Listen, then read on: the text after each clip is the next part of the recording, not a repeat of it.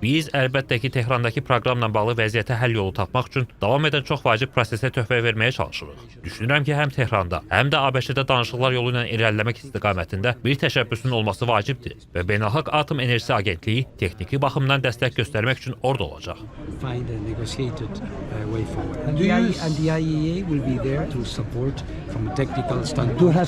Zaporojye bölgəsində hər hansı irəliləyiş varmı?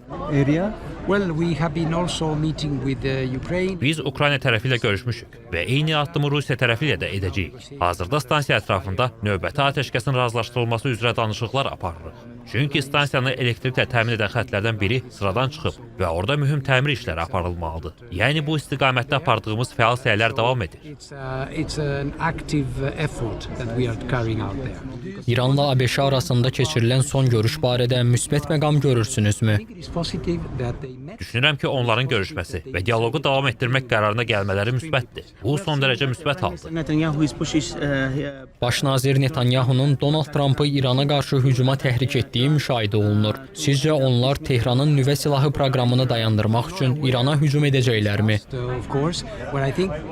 Onların nəyi müzakirə etdiklərindən xəbərim yoxdur. Məncə vacib məsələ İran və ABŞ üçün müsbət və qəbul edilə bilən bir həll yolunun tapılmasıdır. Hesab edirəm ki, bu bölgədə müharibənin və zorakılığın qarşısını almağa böyük töhfə verəcək. Bu çox vacibdir.